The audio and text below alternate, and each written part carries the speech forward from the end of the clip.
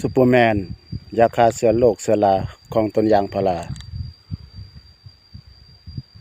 ใส่ซูเปอร์แมนได้ผล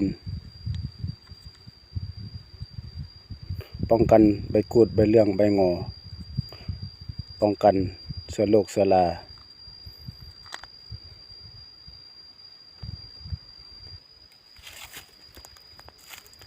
ซูเปอร์แมนฉีดพ่นต้นยางพาราเฮ็ดให้มันห่มไวกรีดง่ายนิ่มนวลดี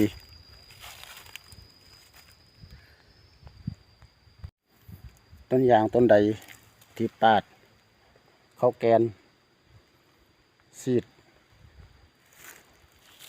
ซูเปอร์แมนเพื่อให้มันห่มไวดี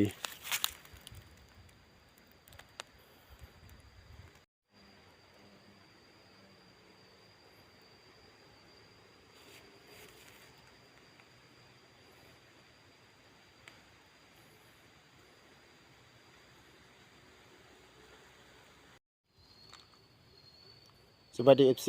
ซูเปอร์แมนฉีดพ่นต้นยาง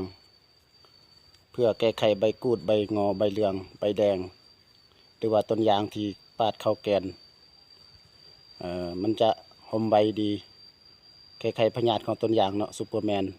เอาได้เนาะท่านใดสนใจ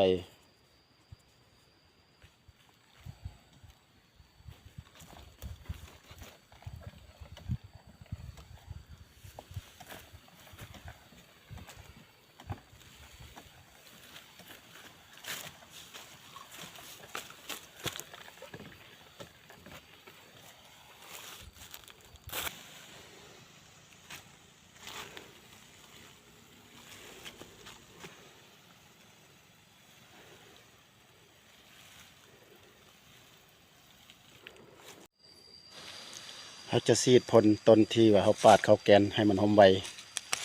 หรือว่าฆ่าเชื้อโรคเชื้อราของต้นที่มีพยาธิมีเชื้อโรคเชื้อราเข้า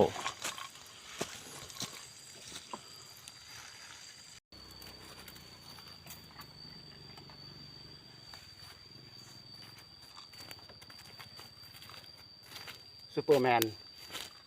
ยาฉีดพ่นต้นยางพาราป้องกันเชื้อโรคเชื้อราแก้ไขใบกูดใบเหลืองใบงอต้นยางพาราซูเปอร์แมน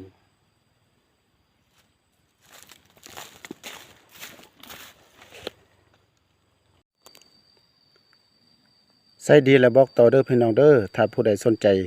อยากรักษาต้นยางอยากแก้ไขต้นยางที่มีเชื้อโรคเชื้อรามีพยาธิเนาะใส่ดีและบอกต่อซูเปอร์แมนแก้ไขได้เนาะ